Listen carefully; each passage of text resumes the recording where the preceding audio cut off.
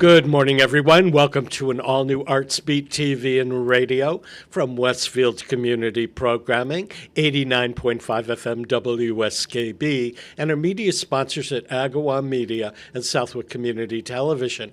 I'm your host, Mark Auerbach. Our first guest today is an artist, and her work is currently on exhibition at the Westfield Athenaeum in downtown Westfield. I've known Shawn Farley for decades. She was, for many years, the Director of Marketing and Communications for the Fine Arts Center at the University of Massachusetts at Amherst. And while she was doing that, she was creating art on the side. And she retired from the Fine Arts Center to bring her artwork into a full-time career. And this is the first time that her collection has been on display in Westfield. So first of all, Shawn, it is so good to see you. And second of all, and I looked at the work that's at the Athenaeum. I wasn't sure what to expect, but this is not your exhibition of paintings. It's all sculpture and things you can move about and look at from 365 degrees. So it's great. Thank you, and it's great to see you, Mark. It's been a minute since we've seen each other. Yeah, maybe through 5 or 10 minutes. Yes. So, were these works things you already had that you put together for an exhibition, or did you create some of these works for the Athenaeum? I would say most of them were already created. Some are more recent than others, but I did create a couple of pieces that are on view there for this particular show. Whenever I do a show, I always like to have fresh work. And so, yeah, there's a couple of new pieces there. And yeah, I really get a lot of joy from creating these pieces, and I hope people get joy from looking at them. Now, you put these together from objects that you find. How did you get into this style of art? Well, and that's an interesting question. I guess I've always had an appreciation or verging on obsession with found objects, things you find on the beach, in the streets, taking a walk in the forest. First, it was really organic material or, flattened mufflers and stuff like that. And then, eventually moving into these foundry molds that I'd find at flea markets. And, just they're beautiful wood objects that are practically art objects in their own right, ready-mades as they're called. People could just hang them up on your wall as is, because they were made in such beautiful colors as bright yellow and reds and or have this beautiful rusty kind of burnt umber sienna patina. So I kind of graduated to that, and here we are. But I originally started out just using them as is and placing surreal objects around them. But then I really got into painting them and using their negative spaces as a point of entry to, be more abstract with them, I guess, with the way I paint them and adding objects to them. How many, I know where you have to have a studio. This isn't something you can do in the kitchen, but how many can you create over the course of a year? Oh, well, good question. It depends on the piece, how big it is. If it's a standalone, which goes on a pedestal, it takes longer because I do it all the way around. Like you said, you can walk around it, and sometimes you'll find interesting things in the back of a sculpture that might relate to the theme. And then things that just hang on the wall, I'd really just kind of, paint the back of it as a solid color because you're not going to see it. So those take, not as much time. But I would say, like right now, I'm trying to get some work done to take to my gallery in Provincetown, and it took me about a week and a half to create three pieces. That includes laying out all the foundry molds and all the found objects, and my studio looks like a bomb went off in it because you have to take them all out of their containers so that you can see what you have. And then sometimes it's automatic placement or sometimes it's intentional. Sometimes I have to alter a certain piece so that it fits. Um, so now I have three that I've put together because, the hard part of this is assemblage, actually putting these pieces together so that they stand the test of time and don't, fall apart if you nudge it a little bit. So lots of screwing, lots of gluing, lots of mending plates, really trying. And I don't have an engineer's brain, but I've kind of figured out what works to uh, make sure these pieces stay together. Then the creative process of painting begins, and that's the fun part. So, usually about a month for each piece. And how do you transport them from your studio to P Town or to Westfield? I just load up my little Prius, take all them down there. Yeah, you'd be surprised. The Prius can hold a lot. Um, for Westfield, it was a couple of trips, I'm not going to lie, because I also delivered pedestals as well. So, but being a half hour away, it's not a big deal. So, yeah, just a couple of trips. And I have to say, the staff at the Westfield Athenaeum were great in helping to hang the work on the walls, patch the walls from the previous exhibition, helped with layout, and the reception was really lovely. So this was a new gallery for me. I wasn't familiar with it, but it is absolutely beautiful there. I It's really love it. stunning. And the fact is, it's one of Westfield's cultural gems, and it's Oh, free. I mean, absolutely. it's free to the public. You can go whenever the library and the Athenaeum are open and go see this exhibition. So I know that when you exhibit in Provincetown, all of your works are up for sale, or a majority of them.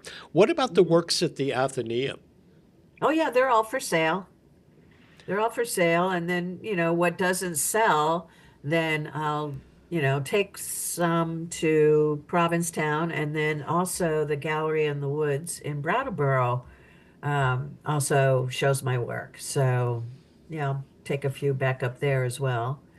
Um, So, in this short time since you've retired from the Fine Arts Center, you've not only had this opportunity to create a lot of work, but you're the one that's responsible for marketing it and getting the word out and developing these relationships with Brattleboro and Provincetown.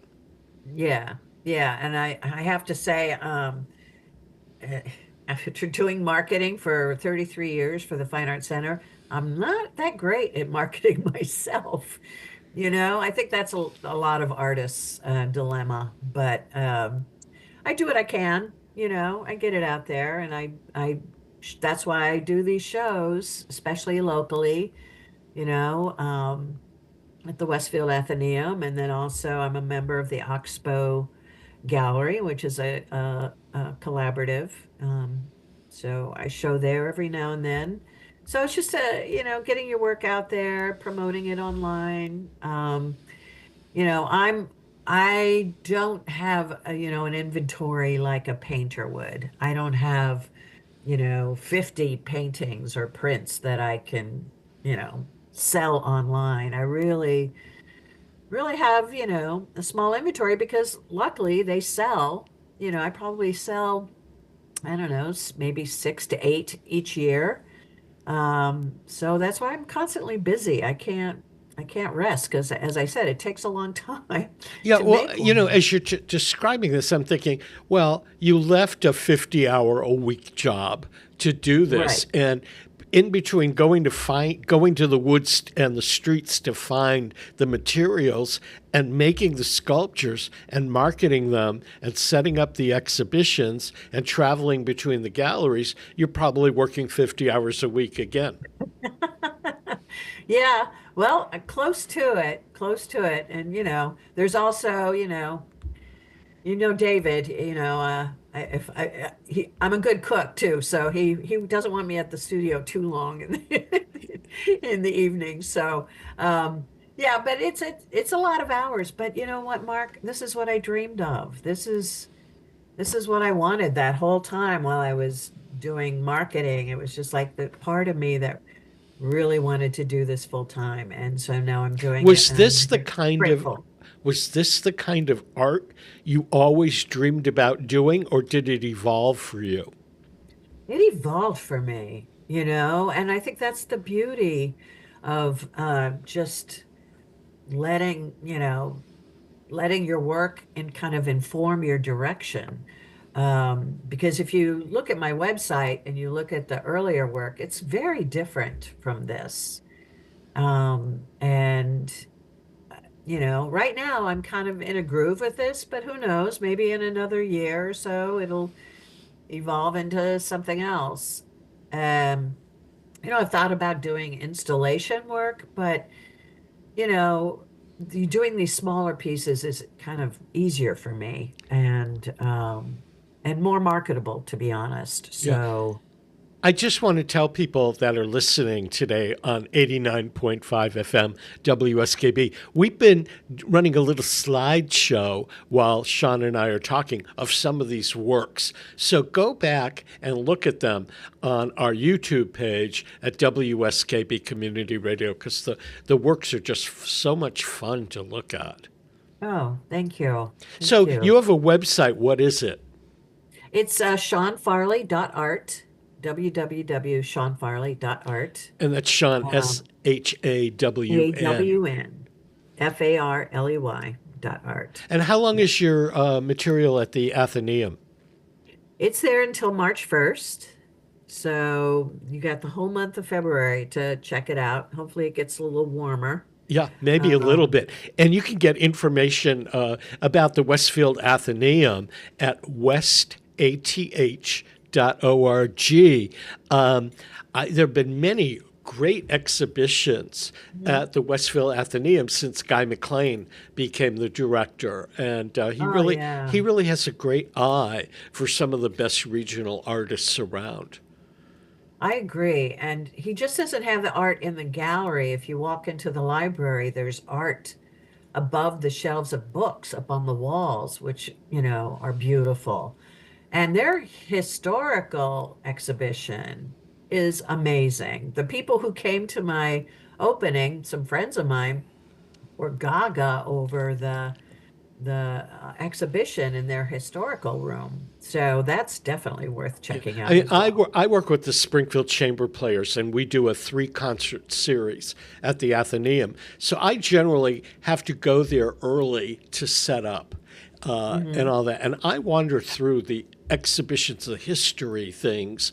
And I think that Westfield is so lucky to have an Athenaeum slash museum slash library Yes, downtown with plenty of free parking that's free to the public. absolutely. When I walked in there for the first time, I was just gobsmacked. It's a beautiful building, and the gallery is just, wow, so Did you, beautiful. since you've been in the arts for decades here, did you know that Westfield had these resources, or was this a surprise to you? Well, I've interviewed with you in the past, with Patrick Barry, and I kind of knew that Westfield, was starting to percolate and get some things going, and with Westfield University, doing concerts, but I was not, and this is on me, was not aware of the Athenaeum, until Guy saw me at the Oxbow opening and said, "Oh, you got to come. We'd love to show you. You've got to come see the Athenaeum." And like I said, it was a real eye opener for me that it's such a beautiful resource for that community. And And it's Westfield was just recognized by the state. It now has a cultural district, along with really, oh, Westfield, Holyoke, and a community in eastern Massachusetts were the ones that were named in 2024. So the nice. Athenaeum is kind of part of that cultural district. So Westfield, for people who have not been to Westfield in a while, a lot is going on. Yeah, yeah. Well, I'm going to be going back there several times over the course of the month. Maybe even giving a talk about, foundry molds and the evolution into art. Because if you go to the exhibition, you'll not only see my artwork, but in the display cases, I have the raw materials there. So people can see what a foundry mold looks like before I get my hands on it and change it into, a sculpture. So, yeah, I love that space. I think more and more artists should try to exhibit there. And like I said, the people that came to the opening, young people and older people, and the young people had so many interesting questions. It was really great. I loved it. That's terrific. Shawn, we're going to take a very quick break to acknowledge our underwriters, and we'll be back to chat more with Shawn Farley, whose works are currently on exhibition at the Westfield Athenaeum through the end of February. You can find out dates and times and all of that at westath.org. Peter Coles is our chief engineer. I'm Mark Auerbach. Don't go away. Support for community radio on WSKB provided by Westfield Electroplating. Employing over 140 skilled platers, painters, and technicians, Westfield Electroplating was founded in 1946 and was the first company in the country to achieve National Aerospace and Defense Contractor Program accreditation, proudly maintaining that status for over a decade. Westfield Electroplating provides over 50 quality finishes to meet your corrosion, cosmetic, or performance needs. On the web at www.westfieldplating.com or 413-568-3716. Westfield Electroplating, putting the finishing touches on technology. Hi, it's Bob Plass, and I have Wow, It's Tuesday, every Tuesday, 6 to 8. Wow, it's Tuesday. Community Radio 89.5 WSKB. I did it! Live from Studio 120 at Westfield Technical Academy, this is WCPC Channel 15 and 89.5 FM, WSKB Westfield. Welcome back to Artsbeat, everyone. Peter Coles is our chief engineer. I'm Mark Auerbach. If you've missed a part of today's program or want to watch it again or share it with friends, it's archived on YouTube under WSKB Community Radio. And we're chatting with the artist Shawn Farley. And you may really, if you're listening on radio right now, you might want to go watch this on YouTube because we've been showing photographs of some of Shawn's work, some of which is on display right now at the Westfield Athenaeum. She also exhibits in Provincetown and Brattleboro and in other locations in the valley. Shawn, how often do you go out foraging for supplies? Well, Brimfield, I'm sure a lot of people are familiar with that giant flea market that happens 3 times starting in May, summer, and fall, has been a major resource for me. So I go there and I find a lot of found objects from dealers. And then I also make contacts with them. So especially if they're from Ohio or Michigan, or a lot of the places where warehouses have closed down, foundries and factories have closed, who utilize these foundry molds. And so they'll have huge inventory of these things. So once you establish a connection, then you just reach out, they send photos of what they have, and then it's via mail. But a lot of times I just try to find it when I'm there in person. I also go to flea markets up in Vermont and Connecticut, around here. Um, yeah, and just, I'm constantly searching. And you know what? I will say eBay and Etsy is helpful because some of the really interesting found objects that I've gotten off of Etsy are like found metal objects from England, from the Ukraine, from Montana, things that, people dig up or find on the riverbanks, and they're unusual and rusty and funky, and so I've developed relationships with those people as well. Do you actually So go? Do you go foraging yourself in around the towns here? Oh, sure. Oh, absolutely. You know, and I mean, God bless New England. We still have a lot of junk shops and antique shops and, vintage shops. And so, you think, oh, why would you be going into an antique shop? Well, sometimes they have those square napkin rings with the hole in them, wood, because I primarily work with wood and metal. So that's, they're usually cheap. So, I use that in my work. You can see some of that in at the exhibition at the Athenaeum. Or you might find some funky little wooden shoe molds or, metal, gewgaws that I could use, bells or whatever. The rustier, the better. I love things that have a funky old patina to them. Um, that's kind of where I go. Nothing new. I don't buy anything that's new, really. No, How and no many? plastic. Yeah. Where? What kind of a studio do you have? Well, I have a studio in the Arts and Industry Building in Florence, and it's about 500 square feet, and every inch of it has foundry molds in it. Um, And I also have pedestals there so that I can, work on things on pedestals so I can work in 360 degrees. Um, and sometimes we have the open studios once a year in November, and that's when people can come through and actually see, my work aesthetic and see what I'm working on, and also see all the raw material because there's a lot of raw material. If I ever have to move, I'm just going to have to like move them out the window and lower them down to the ground because there's no elevator on my side of the building. So to load these things out is a real task. So you need a crew to get everything up and down the stairs. Well, yeah. So far, I've just been doing it myself. Just, walking up 4 flights of stairs has been keeping me in shape. There is an elevator, but it's on the other side of the building. So I just have to get up some stairs to get to that floor, and then I'm good to get to the elevator.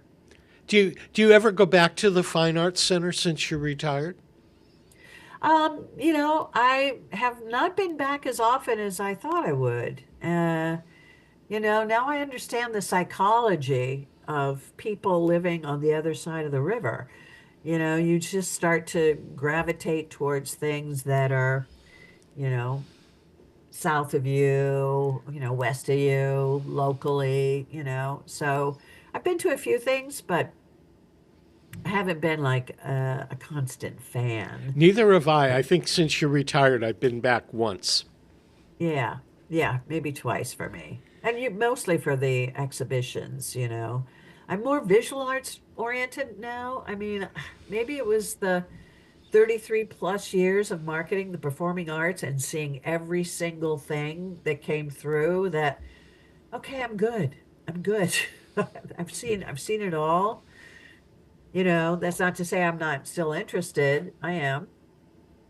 Yeah. And What are some of as you've pivoted towards the visual arts and crafts, what are some the places that you go to see new work? well, I love to go to New York City. That's kind of where I go. We make quite a few trips there to see work. That just infuses me with a lot of energy and inspiration. But there's a lot of great work around here, like Pulp in Holyoke. That's a great gallery.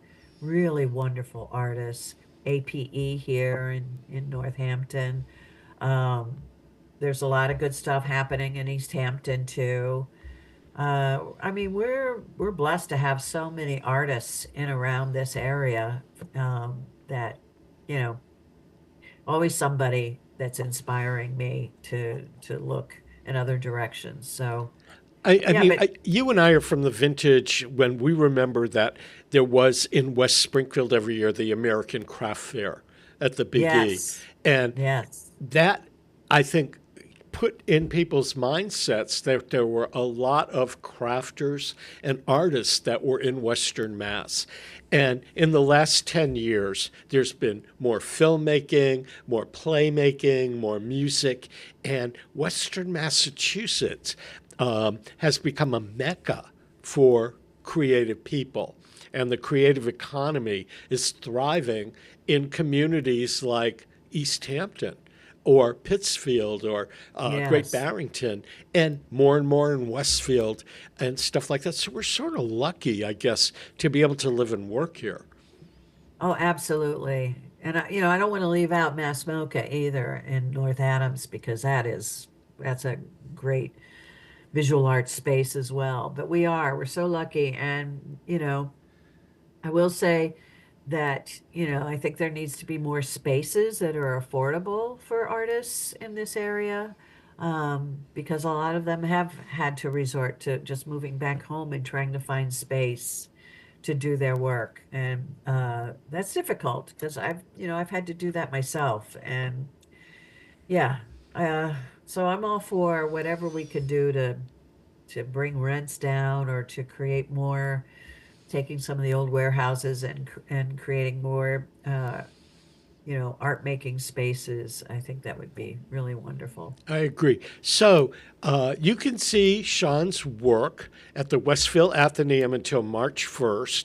westath.org, and people can look at your stuff online. Give them your website. Yes, it's www.shawn, SHAWN, Farley.art. And Not do you, .com, .art.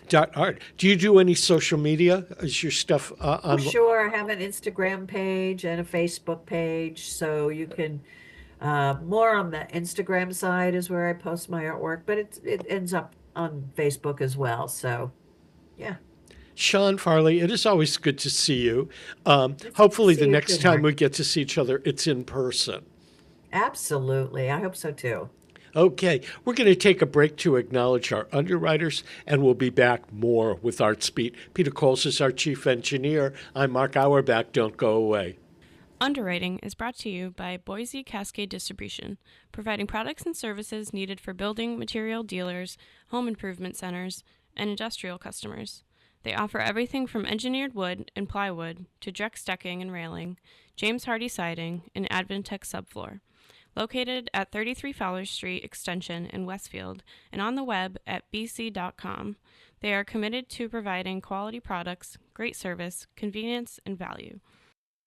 Saturdays were made for polka. Tune in to the Polka Jammer Network starting at 6 a.m. and Polka Hall of Famer Billy Bellina, Breakfast at BB at 8:30. Community Radio. 89.5 WSKB.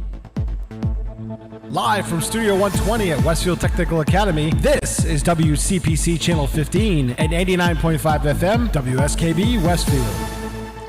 Welcome back to Artsbeat, everyone. I'm your host, Mark Auerbach. Peter Coles is our chief engineer. There's a play called Love Letters by A.R. Gurney, and it's the story of a young guy and girl who meet and begin a correspondence that goes through their lifetime. It was created by the playwright who first performed in it himself as a one-nighter, and it became popular off-Broadway with a rotating cast of people in it, and then moved to Broadway for a while. It's been done in theaters all over the country. It came rolling through the Bushnell about 10 years ago show with Ryan O'Neal and Ollie McGraw, who were the original stars of the film Love Story.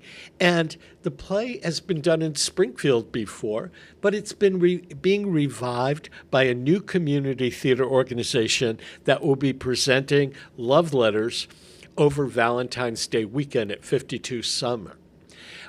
With me today, the director of it, Vana Nespor, and one of the stars, Brenda Garton. It's great to see both of you. Well, Hello. thank you. I don't know if I've ever been introduced as a star, so that's exciting. There's always a first time, Brenda. Well, Vana, I guess you're the one behind it that started a new community theater. And am I correct in that? Yes. This is our first ever performance on the 13th. Okay, and We're going to turn on the lights, literally. We have neon lights that say Springfield Community Theater of Mass, and the mayor's going to flip it on and bring light to the stage. I'm glad he's going to flip on the lights, but you also gave him a starring role. Of course, with Brenda. The two of them will be amazing to see on stage together in this. Two rotating casts in Love Letters, and it's Brenda Garton and Mayor Dominic Sarno from Springfield. And who are the other two?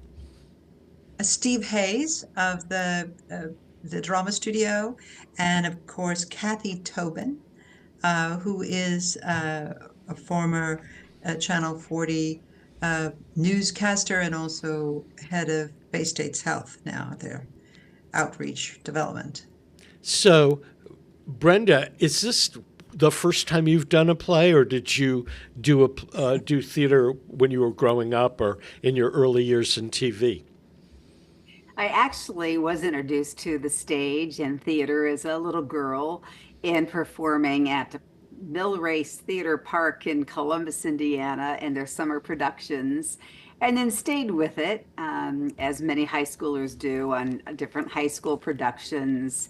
And did actually perform in Love Letters, gosh, maybe 15 years ago now or more, when it was at City Stage, and performed it with Tim Daggett, back then the gold medalist. And then most recently, an event that I know you're familiar with, Mark, and that was the Big Broadcast, and had a performance as Julie for 2 years at the Big Broadcast production, which is, of course, the big annual spring event at Mount Holyoke College. So the stage has been a lot of fun and enjoyable, but I'm far from an actress. But you're involved in theater. You and your husband attend a lot of theater and sponsor a lot of theater. I know that we frequently talk, and you've come back from Barrington Stage or the Majestic. So theater's a real part of your life. We do. We enjoy, that's probably one of our favorite activities, going out to a dinner and then having theater. And then you can do both at this venue coming up on February 13th and 14th and 15th. But we support the theater. We think it's great for our community to have theater thrive, and performing arts and culture, music, theater, art. All of it is important to a city. We're thrilled to be sponsors over there at the Majestic. And certainly, as you mentioned, Barrington Stage Company in the Berkshires. But how wonderful is it to have this venue, this new performing arts center, right here in Springfield, its premier neighborhood in Forest Park. And kudos to Angela Park, who bought the church. I believe it was the Old Faith Church. My husband went to church there when he was a young boy and lived in Forest Park. And she is now transforming this church, the congregation where it used to be with all the pews, and into this performing arts studio.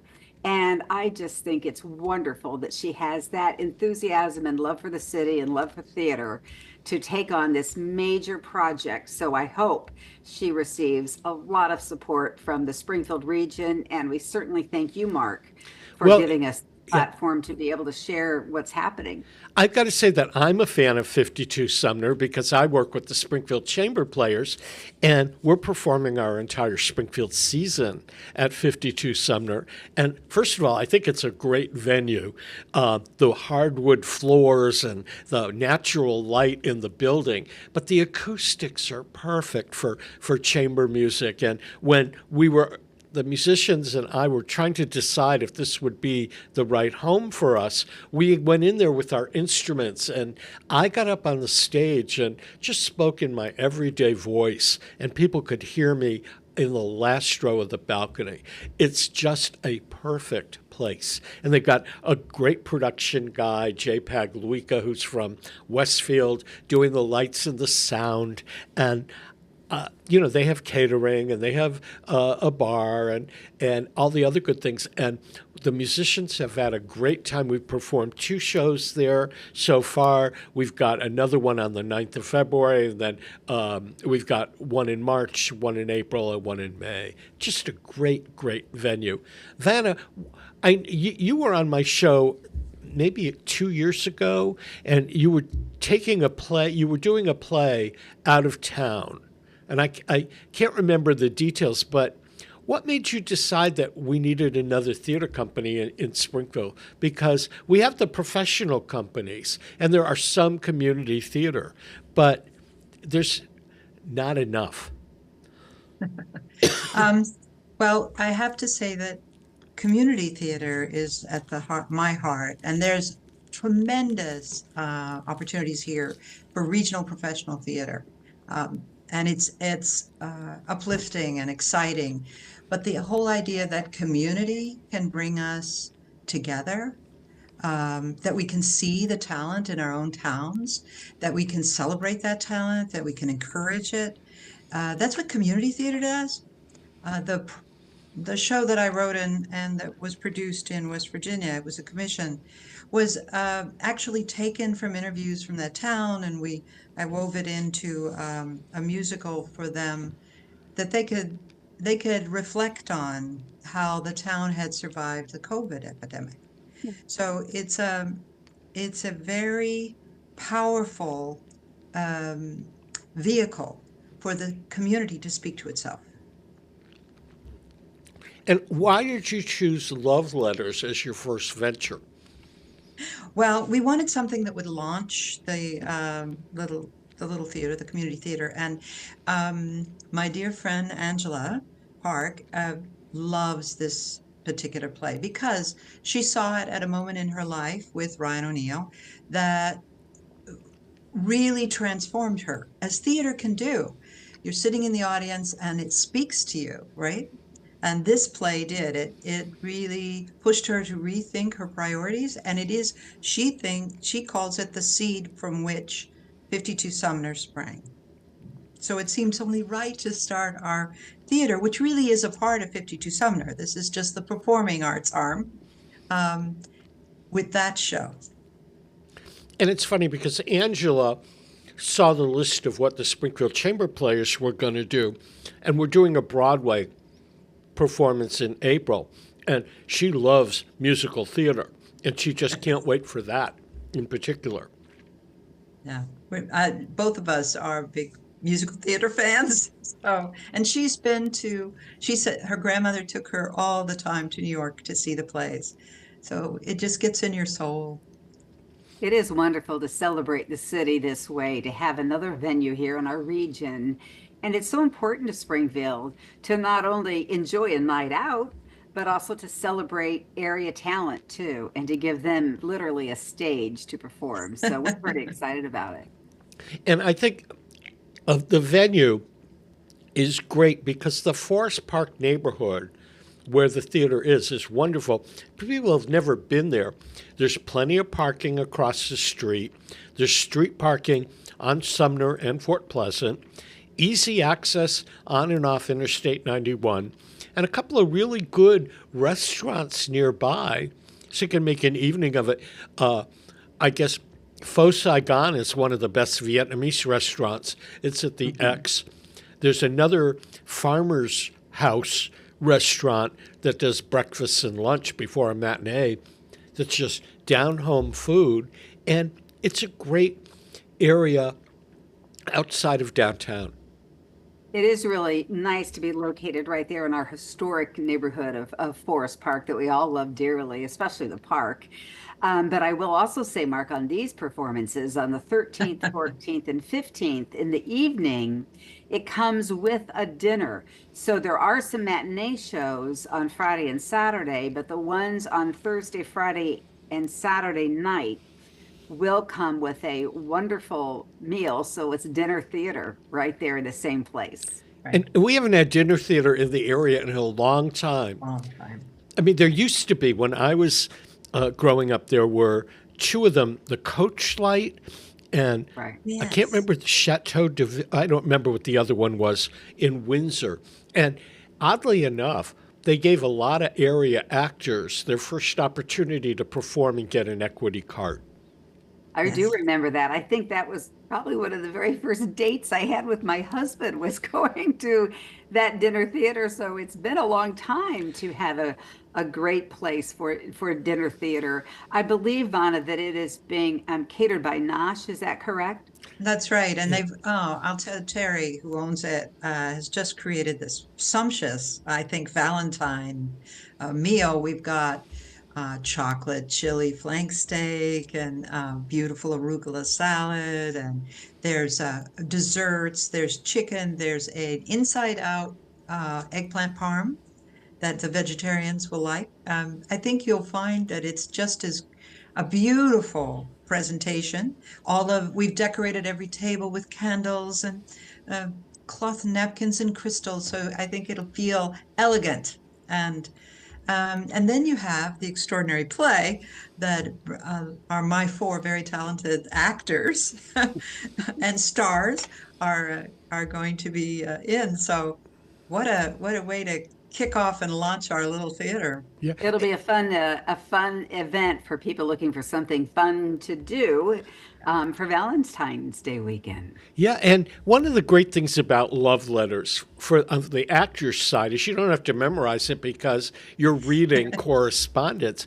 But if you Google the play and you see the list of people that have performed in it, I was working on a story this morning before I came into the studio, and love letters popped up in a biography of Liza Minnelli. She performed in it, I think one performance when it was running on Broadway and they had rotating casts of people. And so many people in stage, screen, and television have done at least one performance of love letters. Brenda, how much rehearsal time do you get? Well, I could have probably had a little more. I had a great session with Vana when she came to my house the other day. So it's really reading through the lines, and it's a great story of dreams and disappointments and love and excitement and despair all at once. So the love letters are letters that this couple, these two people, this man and this woman, have been writing each other since about the age of 8 or 7 or so, all the way up until their 70s. And so it spans the story of their life and different paths that they took and maybe a path that they should have taken. And it's funny and it's emotional in some parts and it's sad in some parts, but it really tells the story of life. And yes, it is nice that we don't have to memorize the 90-minute production, but we will be reading the letters as if we are writing them to each other. This couple. And what's it like performing opposite Mayor Dominic Sarno? You know him, but I mean, you're co-starring with the mayor. Is it daunting? The mayor and I are good friends. Our family is great friends with their family, so I think it'll be a lot of fun. And how wonderful it is to have the mayor perform, to celebrate this new venue, and to actually perform the ribbon cutting ceremony for this stage right before he goes on to stage to perform. So we're really excited to have his support, his endorsement, and certainly have him as a performer in this production. And of course, the other cast is Kathy Tobin and Steve Hayes. And Steve Hayes is renowned in the community. He is the founder of Stage West, which was Springfield's very first professional theater. And it was formed in West Springfield, and he raised the money to have the theater moved into a brand new facility in downtown Springfield in Columbus Center. And I had the great fortune to work there after he had gone and another regime of artistic talent. And Stage West was a pivotal focal point for a lot of great talent in the area. Unfortunately, it folded maybe 15 years ago and was taken over by the city as a theater called City Stage. And it's dormant right now, but there are plans and hopes to bring it back. And Kathy Tobin, before she started at Channel 40, I know this from having chatted with her a lot, Kathy Tobin did theater. So either cast will be fascinating. We're going to take a quick break to acknowledge our underwriters. Before we do, tickets are available for Love Letters at 52sumner.com. Peter Coles is our chief engineer. I'm Mark Auerbach. Don't go away. Support for community radio on WSKB is provided by Betts Plumbing and Heating Supply Company, an independent, family-owned wholesaler serving Westfield for over 50 years. Specializing in plumbing, heating, and industrial piping supplies. On the web at bettsplumbing.com or at 14 Coleman Avenue in Westfield. Hi, this is Harry Rock, host of Rock on Westfield every fourth Wednesday at 8 a.m. Tune in for my view of this place I call home. Community Radio. 89.5 WSKB. Live from Studio 120 at Westfield Technical Academy, this is WCPC Channel 15 and 89.5 FM, WSKB Westfield. Welcome back to Artsbeat, everyone. I'm Mark Auerbach. Peter Coles is our chief engineer. We're chatting with Vana Nespor from a brand new community theater organization in Springfield that is presenting A.R. Gurney's Love Letters at 52 Sumner this Valentine's weekend. One of the stars of it is Brenda Garton, who many of you will remember for her many years on television at WWLP TV 22, and she retired from that to become a professor of broadcast and communications at Western New England University, where she's trained the next generation of young broadcasters around. And some of her people, I got to mention some of the students that you studied with that have gone on that people will know. One is Addie Patterson from Western Mass News. The other one is Peyton North from the Reminder Publications, and Emma McCorkindale at 22. A lot of your students have just gone on to great careers. Haley Thomas is also reporting at 22 News. We have many producers there behind the scenes. Matt Karen is also anchoring and reporting in Hartford. Brittany Decker is a main anchor at the station in Birmingham, Alabama. The list goes on, from photographers, producers, anchors, reporters.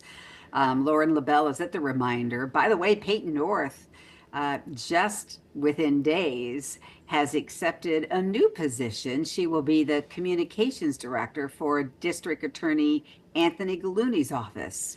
Yes, she told me that. That's a reminder. That's so exciting for her. You know, there's a lot of similarity between broadcasting and journalism and theater, because both of them involve telling a story. So when you sit down with that script to be Melissa Gardner, you're telling her story. That's right. And trying to take on her role, which is a very interesting one. She didn't have the best of life, actually. I'll be trying to bring some of that to the stage. But you do have this stage presence. I think it's good for anyone to get involved in theater. Even our sons at young ages, Stefan and Bo, now proud Springfield attorneys, but back in the day, they were at that Red Door Theater, which is a venue in Westfield, and other theater productions when they moved here to Long Meadow when they were young. I think it teaches confidence. It teaches public speaking skills and being able to certainly speak in front of an audience. And so I would encourage any child or any parent of children to get their children involved in theater, or at the very least attending theater, and opening them up to the arts, the music venues that I know you're so involved with too, Mark, and the great music we have here in Springfield. Yeah, well, I'm really a theater person. That was the world I was born and raised in. And it translates into my day job because I'm a communicator and I'm helping other people to tell their stories, or in some cases when I'm doing public relations, I'm telling the stories. And all good theater is a story told. Vana, how did you get into theater? Oh, I love to sing and thought I'd be an opera singer, and decided there were very few jobs in that. So I ended up majoring in theater, and then actually by accident was asked to be a college administrator. So at night I would direct plays, and during the day I would help students finish their degrees. So that I worked for Bay Path for 20 years with Carol Leary. So it was a great It's fun. interesting that we were both here. I am at Western New England University and helping the Yes. young generation, and you had so many years too as well on connecting with young people. I just want to point out that, Steve Hayes, although for his 40 years of doing theater here, producing and directing, he has never acted on stage. So we will get to see his premiere performance, and I think that's great. just amazing. Did you have to arm twist him to go on stage? He retired a couple of years ago from his full-time role at the drama studio, and he told me that this seemed like such a fun thing to do and a wonderful way to support community theater, which he pointed out there wasn't a lot of in our town. So he was actually delighted to do it, and that thrilled everybody. Steve, So, I couldn't believe Brenda said yes. The mayor said yes. Kathy, and then Steve. It was like it was meant to be. So after Love Letters, do you have another production in mind? We do. We're thinking of doing 1776 because we're coming into the 250th anniversary of our nation, and the shot heard, round the world in Concord happened, I think, in March, 250 years ago. So it would be nice to do that. We are going to do a performance of A Christmas Carol, absolutely. And I'm currently writing a musical called The Dangerous Poet of Springfield, which is about our first poet laureate, Maria Luisa Aurora. So there's lots of fun. Yeah, and will 52 Sumner be your primary performance space? Absolutely. And Angela is thrilled. It's the piece she didn't have. She's a musician like you, and although she adores theater, you have to have someone who can gather up a bunch of people and say, let's put on a play. Exactly. And if you're able to develop an audience there, which I think you should be, they'll come back again and again. And I know with the Springfield Chamber Players, we're trying different kinds of chamber music, but we are bringing in a Celtic group for right after St. Patrick's Day. And I just finished the script for our Broadway performance that we'll be doing in April, which is called Broadway with Strings Attached. And nice. it's like that. Selections from musicals that involve strings, like Fiddler on the Roof, because there is a fiddler in it, or A Little Night Music, because it's told by the seminarian Henrik, who furiously plays his cello, and Sweeney Todd, where they eat the string players. Yes. And I'm real excited about that. And I'm hoping that between what you're doing and what we're doing, that 52 Sumner can develop an audience beyond the people that are going for the tribute bands and the concerts that they're doing, because a good community arts center presents a variety of performance opportunity. Yeah, I agree. And I think it's a beautiful, it's come together, I think. And the dinner theater, we don't have one, so why not? So why not? It's a reinvention of something that was once here, but for a lot of people, it could be totally new. Especially, I would imagine, for those people in Forest Park and the area who attended the church, years ago. It'll be wonderful and heartwarming, really, to come back and see this new life that has been brought into this beautiful structure. It is a glorious venue.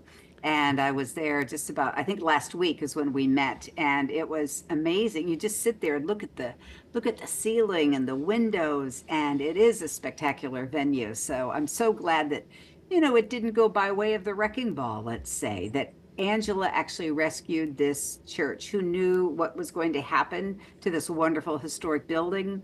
And so I hope many people can come out and help us celebrate for this performance. I hope so. And kudos to Angela Park and her team, and Jay Pagliuca, who belongs to Westfield Community Programming, and the fact that they put together a top-notch venue. And I can't wait to come see Love Letters. I may have to see it twice with the different casts. I think you must. Yeah. Well, Especially the mayor. I think it's wonderful that he's throwing his support by actually performing on the stage. I think it's great. Tickets are at 52sumner.com. Do you have your own website at this point? Yes. It's the community, the Springfield Community Theater of Mass, MA. Okay. Because there are a lot of Springfields. So that's us, and we have our own website. And also, I'm available if people want to put together a group or a table. So if they want to talk to me about it, they can call me. That sounds great. Vana Nespor and Brenda Garton, thank you so much for being here today.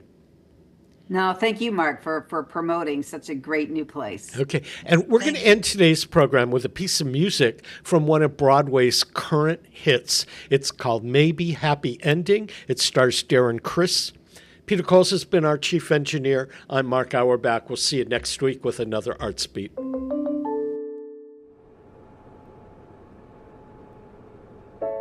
When you're in love, you are the loneliest. You're only half when one is what you were. You're part instead of whole when you're in love. You are the loneliest. Sitting by your side as the day drifts by, seeing how you frown when you get impatient, helping you hold on to a moment that made you happy. Hoping that you'll think what I say is right, wanting you to laugh at my unintended charm. When you're in love, you're never satisfied. The thing you want is always out of reach.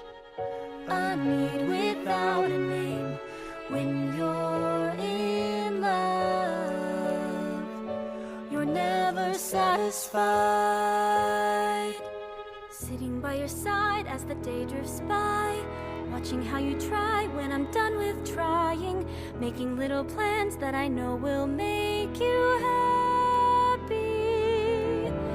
Hoping when I tease that you'll put up a fight, wanting you to know all the funny things I am. When I'm sitting by your side, seeing how you frown, watching how you try, hoping that you'll think what I say is right, making little plans, sitting by your side as the day drifts by. Now I'm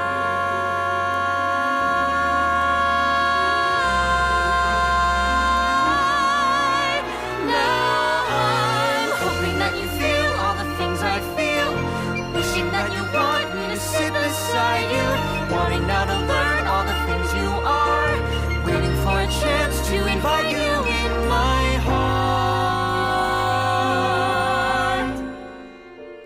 Talking in a car in the afternoon, sitting by your side on a sunny day.